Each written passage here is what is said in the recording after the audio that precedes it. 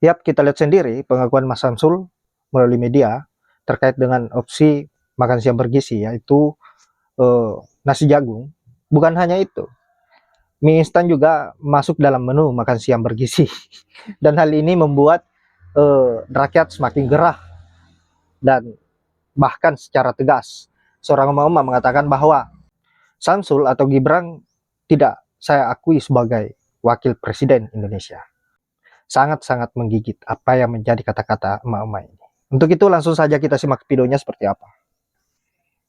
Ya, di tiap daerah mungkin beda-beda ya menunya. Beda-beda ya Mungkin menunya. tidak harus.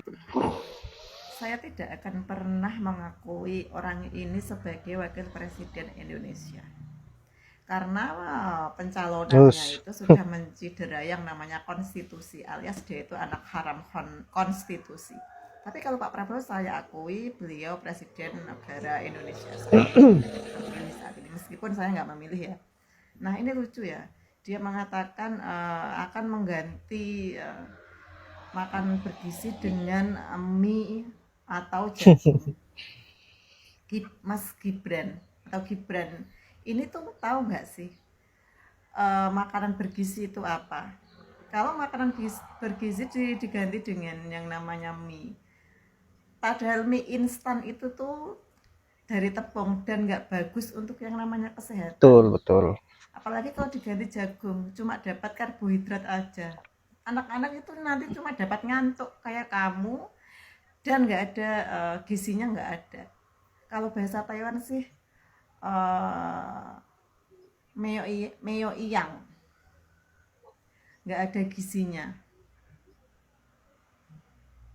Kayak gini katanya kok anak skala internasional ya. Astagfirullahaladzim. Kebanggaan warga 18%. Saya katakan warga 18% karena Projongos itu memang ya sekitar 18%. Karena 58 itu terdiri dari 30%-nya dedemit, orang gila, genderuwo, 10%-nya mohon maaf ya, 10%-nya itu pendukung Pak Prabowo asli, 18%-nya itu Projongos atau kaum 10% lah ya, 18% milih Pak Prabowo, mereka yang fanatik sama Pak Prabowo, yang 10% ini Projongos. Inikah yang kalian sebut anak internasional dan seorang pemimpin muda yang cerdas. Makan siang bergizi gratis. Ada yang bilang akan nasi digantikan dengan nasi jagung. Ada juga yang bilang pejabat pengganti nasi mie instan. Gak sekalian lu ganti tiwul. Makin lama kok makin turun ya standarnya ya. Ngapain studi banding ke luar negeri untuk makan gratis bergizi, kalau akhirnya ya seperti sekarang banyak penurunannya. Ya apa emang begitu ya pejabat ya, kalau masalah tambah-tambahan dan kurang-kurangan itu mahir. Giliran pembebanan, pemungutan pasti ditambah-tambahin. Potongan inilah tambah, potongan itulah tambah. Tapi giliran subsidi, bantuan selalu dikurang-kurangin. Awalnya porsi ini jadi porsi itu, awalnya budget ini jadi budget itu. Aduh, gue nggak ngerti konsepnya. Banyak sekali sumber bahan makanan yang harganya tidak kalah dibanding dari beras. Karena kalau semuanya tergantung pada beras, dan itu akan betul-betul kita tidak mungkin mengejar. Teruntuk Pak Menko PMK nih khususnya. Saya mau bertanya Pak, jenengan doyan nggak makan nasi jagung? Itu yang pertama. Yang kedua, kemarin ada wacana suruh menghemat beras untuk menekan impor. Sekarang disuruh makan nasi jagung. Ya bener sih, food estate kemarin nggak sia-sia. Food estate kemarin yang notabene nanam ketela, tumbuhnya jagung. Saya aja makan nasi pagi, saya masak nasi, sore saya makan aja udah nggak enak Pak, apalagi masuk magicom. Ditambah lagi lauknya cuman tahu tempe, itu aja saya dan anak saya makan kadang rasa-rasa nih Pak, apalagi ini makan nasi jagung. Ibaratnya gini ya Pak, saya itu lahir di tahun 86, itu udah kehidupan kita waktu itu dengan orang tua sudah menderita.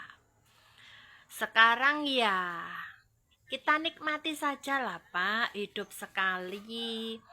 Kan yang banyak hutang kan pemerintah, bukan kita rakyat. Jadi kenapa yang harus ditekan itu rakyat, yang harus diintimidasi itu rakyat? Seakan-akan rakyat diatur kehidupannya. Aturannya pun konyol. Mulai dari menekan makan, membatasi makan, tidak boros makan, sampai sekarang makan ya makan nasi jagung.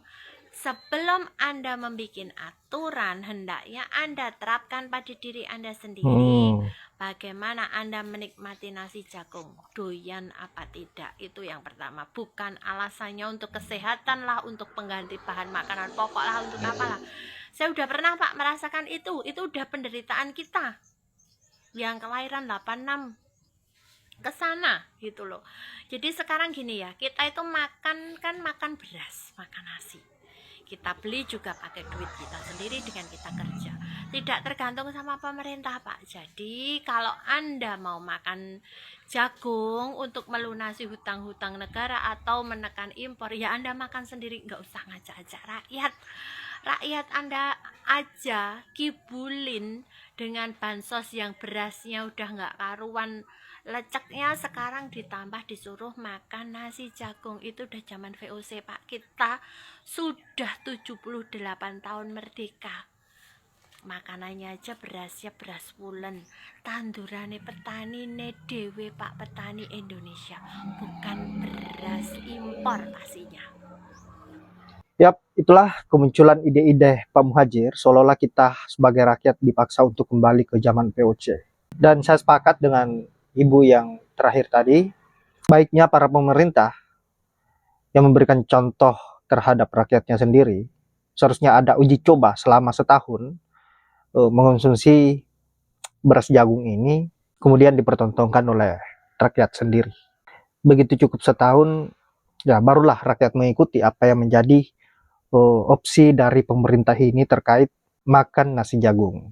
Nah, kemudian kalau ini yang menjadi opsi dalam menu makan siang bergizi, saya kira Pak Muhadjir terlalu banyak menghamburkan anggaran hanya untuk studi banding bagaimana agar bisa mempelajari makan siang gratis dan pada akhirnya kembali ke Indonesia untuk menerapkan apa yang sebenarnya sudah dilalui oleh pendahulu-pendahulu kita, yaitu makan nasi jagung pada zaman VOC. Dan kalau ini diterapkan oleh anak-anak kita yang katanya makan siang bergizi, gizinya di mana Pak? Itu kan penuh dengan karbon. Apa bedanya dengan beras? Dan kemudian yang lebih konyol lagi, ada seorang menteri yang mengatakan bahwa mie instan juga akan dimasukkan sebagai menu dalam makan siang bergizi. Ini kan semakin konyol, semakin nggak ada otak. Gizinya di mana? Itu kan penuh dengan karbon yang hanya berpotensi untuk membuat anak-anak menjadi ngantuk seperti Gibran. Saya kira para pemerintah ini memang mempunyai maksud terselubung yang mempunyai tujuan untuk bagaimana agar rakyat Indonesia dibuat bodoh, agar mudah dikontrol. Mungkin seperti ini rencana mereka, sehingga mengeluarkan sebuah kebijakan-kebijakan yang betul-betul konyol dan bahkan mengiming-imingi rakyat Indonesia dengan makan siang bergizi, tetapi pada akhirnya makanan yang disediakan adalah makanan yang berpotensi merusak otak anak-anak kita. Sangat berbahaya apa yang dilakukan oleh pemerintah ini. Baiklah sahabat-sahabat, saya kira hanya itu. Terima kasih sudah menyempatkan diri untuk menonton, dan semoga ada manfaat dari video yang sahab. Buat sahabat-sahabat, buat para netizen, jangan pernah berhenti bersuara demi kebenaran. Jangan sampai rakyat dibodohi oleh mereka yang mempunyai kepentingan pribadi, mempunyai maksud tujuan yang busuk untuk bagaimana agar bisa mengangkangi seluruh rakyat Indonesia. Kita harus lawan. Baiklah, saya akhiri dengan ucapan wallahul muwaffiq ila aqwamit thoriq. Assalamualaikum warahmatullahi wabarakatuh.